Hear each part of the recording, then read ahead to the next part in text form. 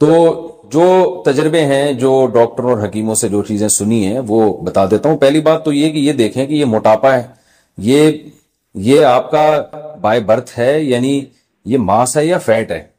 بعض لوگ قدرتی طور پر موٹے ہوتے ہیں، ان میں گوشت زیادہ ہوتا ہے، تو جو قدرتی طور پر موٹا ہے وہ کیوں اپنے آپ کو کم کرے گا؟ وہ تو اس کا تو ماس ہی کم ہو جائے گا، وہ تو کمزور ہو جائے گا بیچارہ۔ اب ایک بچہ پیدا ہی اتنے سارے پاؤنڈ کا ہوا ہو وہ، اور ویسے ہی اس کے اندر وہ نیچرل موٹا ہو، جیسے ہوتے ہیں ہر ایک کو اللہ نے ایک جیسی شکل و صورت تھوڑی دی ہے، نہ ایک جیسا وزن دیا ہے۔ اب آپ ایسے ہی ہے جیسے ایک آدمی کا ہے میں اتنے فٹ لمبا ہوں تو میں چھوٹا کیسے ہوں گا؟ تو بھائی آپ کو اللہ نے پیدا ہی لمبا کیا ہے، تو آپ اپنے آپ کو کٹوائے بغیر تھوڑی چھوٹے ہو سکتے ہیں، یا تو گھسوانا پڑے گا ریگ مال سے اپنے آپ کو۔ تو ایسے ہی بعض جیسے کچھ لمبے پیدا ہوتے ہیں، کچھ چھوٹے پیدا ہوتے ہیں، کچھ خوبصورت ہوتے ہیں، کچھ بدصورت ہوتے ہیں، کچھ گورے ہوتے ہیں، کچھ کالے ہوتے ہیں، تو ایسے ہی بائی نیچر کچھ لوگ موٹے ہوتے ہیں۔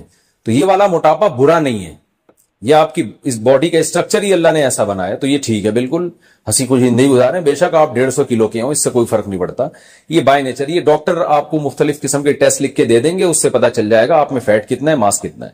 تو اگر ماس ہی زیادہ ہے تو کوئی ٹینشن کی بات نہیں ہے، اس کو کم کریں گے تو اس کا مطلب آپ خود ہی کم ہو رہے ہیں، یعنی اس کا جیسے کوئی لمبے آدمی کو اگر چھوٹا کریں گے تو اس آدمی ہی کو تھوڑا کم کرنا پڑے گا، تو ایسے ہی بائی نیچر اگر آپ موٹے ہیں، بائی نیچر کا مطلب کوئی بیماری نہیں ہے، تو پھر اگر آپ کم ہوں گے تو اس کا مطلب آپ خود ہی کم ہو رہے ہیں، یعنی پورے آپ ہی غائب ہو رہے ہیں آہستہ آہستہ، تو یہ غلط ہو جائے گا۔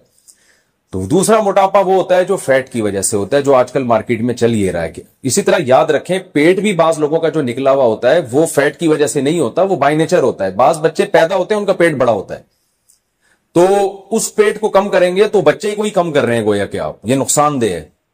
تو یہ ڈاکٹر یا حکیم سے پوچھ لیں، زیادہ تر تو اس میں ظاہر ٹیسٹ ڈاکٹر کر کے بتا دیتے ہیں کہ یہ بچے کا پیٹ ہی بڑا ہے، یہ قدرتی بڑا ہے، تو اس کو نہیں کم کر سکتے۔ اس کا تو یہ کہ آتے واتے نکالنی پڑیں گی اندر سے کاٹ کوٹ کے، تو ظاہر ہے وہ نہیں ہو سکتا، تو وہ ایسے ہی رہنے دیں۔ کچھ لوگوں کے پیٹ قدرت نے بڑے بنائے ہیں، کچھ کے چھوٹے بنائے ہیں، تو وہ ویسے ہی رہنے دیں اس کو۔ تو یہ دو چیزیں کنفرم کرنے کے بعد یہ دیکھیں کہ اگر یہ موٹاپا فیٹ کی وجہ سے ہے، چربی کی وجہ سے ہے، تو پھر اس کو یقیناً کم کرنا چاہیے، یہ بہت بڑی آفت ہے، بلکہ قیامت ہے۔ تو اور نبی صلی اللہ علیہ وسلم کی وعیدیں ہیں ایسے موٹاپے پر۔ آپ صلی اللہ علیہ وسلم نے فرمایا، صحیح بخاری کی حدیث ہے، کہ سب سے بہتر میرا زمانہ، پھر اس کے بعد والا زمانہ، اور پھر اس کے بعد والا، اور اس کے بعد آپ نے فرمایا جھوٹ پھیل جائے گا اور موٹاپا بھی پھیل جائے گا۔ اس کا مطلب موٹاپے کو اسلام میں پسند نہیں کیا گیا، یہ وہ والا موٹاپا ہے جو کھا کھا کے پیدا ہوا ہو، وہ اس موٹاپے کی بات ہو رہی ہے۔ تو یہ والا موٹاپا اللہ تعالیٰ کو بالکل بھی پسند نہیں ہے، اور انسان کی صحت کے لیے بھی تباہی ہے۔ تو پہلے سے آپ چیک کروا دیں، ڈاکٹر سے رابطہ کریں، وہ آپ کو بتا دیں گے یہ اچھا والا موٹاپا ہے یا گندا والا موٹاپا ہے، ٹھیک ہے نا؟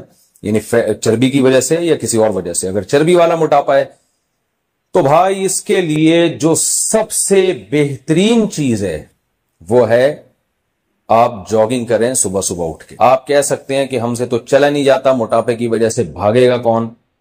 تو جتنا بھاگا جا رہا ہے اتنا بھاگیں۔ میں لوگوں سے کہتا ہوں نا جو جم نہیں جاتے یا ویٹ نہیں اٹھایا جاتا، میں کہتا ہوں یار آپ سے، وہ کہتے ہیں ہم سے اٹھتا ہی نہیں ہے ویٹ، میں کہتا ہوں یار ایک تنکے کے دونوں طرف بٹن لگاؤ، ایک تنکا لو، ادھر بھی قمیض کا بٹن یہاں بھی لگاؤ، ایک یہاں بھی لگاؤ، اٹھانا شروع کرو۔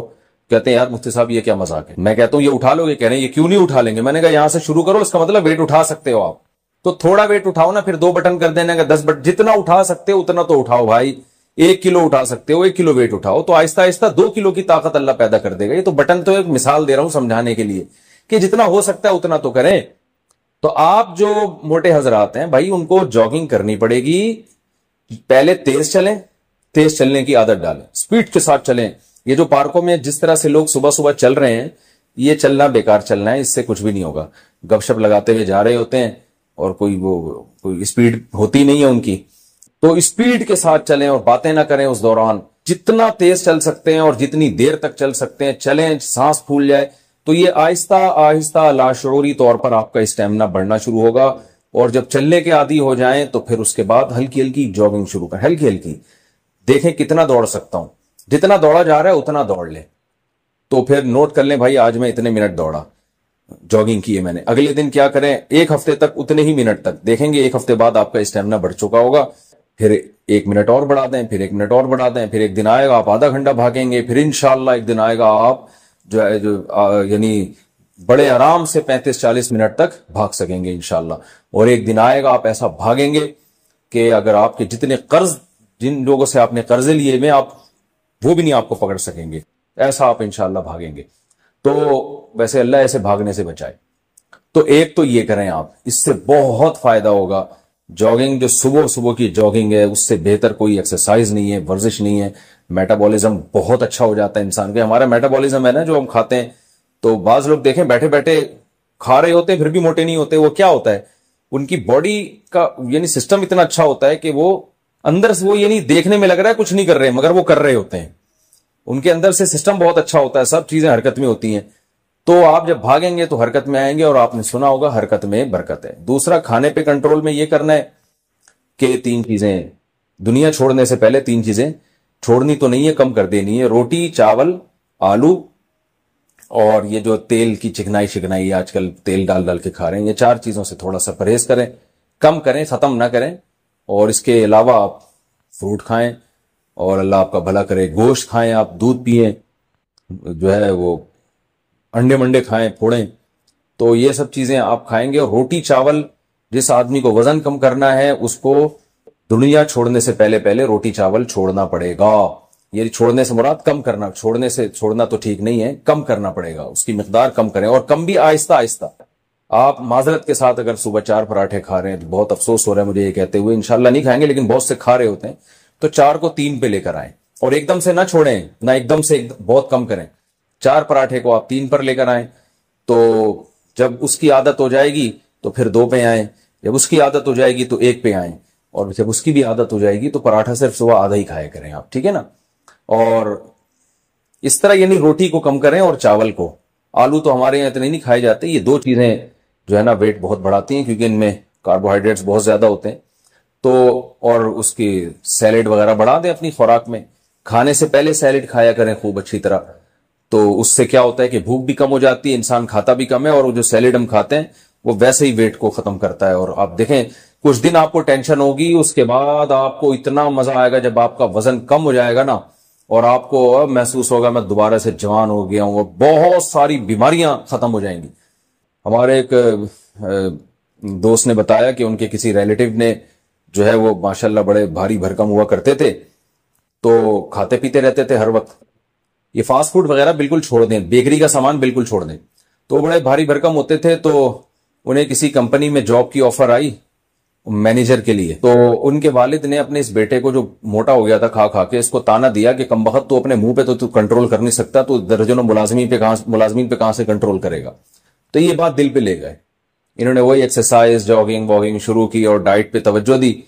تو اتنا اپنے آپ پہ قابو پیا کہ ماشاءاللہ کافی حد تک کم ہو گئی ہے نا. اور پھر جب ان کی صحت اتنی اچھی ہوئی کہ چشمہ اتر گیا. آپ کو پتا ہے ڈاکٹر کہتے ہیں چشمہ نہیں اترتا لگنے کے بعد، لیکن ان کا چشمہ اتر گیا.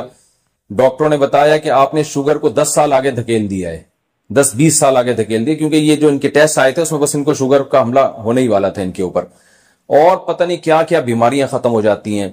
تو بھائی موٹاپا تو بہت ہی خطرناک چیز ہے. کینسر، ڈاکٹر نے مجھے خود بتایا، کینسر کے اسپیشلسٹ نے، کہ کینسر کے جتنے پیشنٹ آتے ہیں اکثر ان پیشنٹ کی ہسٹری میں جب آپ غور کریں تو موٹاپا ہی ہوتا ہے. تو بہت ساری بیماریاں اس سے.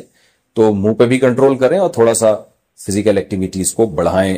یہ میرا ٹاپک نہیں ہے، موضوع نہیں ہے، لیکن چلو ہو گیا. اچھا ایک اور بات ہے، بیری کا شہد جو ہے صبح نہار منہ گرم پانی میں آپ اگر قہوہ بنا کے پیئیں گے تو اس سے بھی فائدہ ہوتا ہے.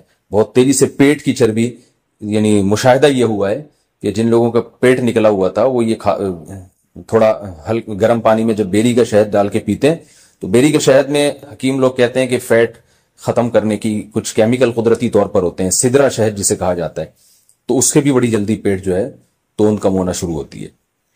کچھ لوگ حماقتیں کرتے ہیں، سرکہ پینا شروع کر دیتے ہیں نہار منہ. کچھ یہ کرتے ہیں کہ خالی پیٹ لیمن کا قہوہ پینا شروع کر دیتے ہیں. تو سرکے سے یا لیمن کا قہوہ پینے سے بہت تیزی سے پیٹ تو کم ہوتا ہے، لیکن وہ پیٹ کی واٹ لگ جاتی ہے اس سے، یہ ذہن میں رکھیں.